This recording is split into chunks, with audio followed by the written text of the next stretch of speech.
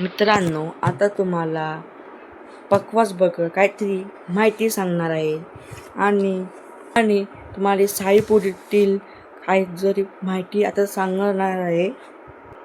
चला आता आपण साईपुरीची थोडीशी माहिती जाणून घेऊया. याला साई म्हणतात. इथे मैदान आहे, याला मैदान बोलतात आणि याला चाट असे म्हणतात. चाट किंवा चाटी असे म्हणतात. आणि त्यानंतर याला गजरा असे म्हणतात, गजरा. आणि याला वादी म्हणतात, वादी असे म्हणतात. आणि इथे गेल्यानंतर तर असे गठ्ठे म्हणतात, याला बोलतात गठ्ठे. हे पकवासचे खाली याला बोलतात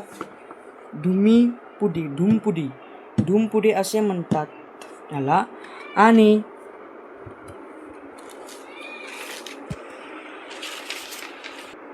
आणि या साईपुरीतील थोडं बोल जाणून घेऊया. चला. ता वाजवण्यासाठी साईपुरीचे मध्यभागी करंगली ठेवायची आणि ता असा वाजतो. ता ता ता ता ता.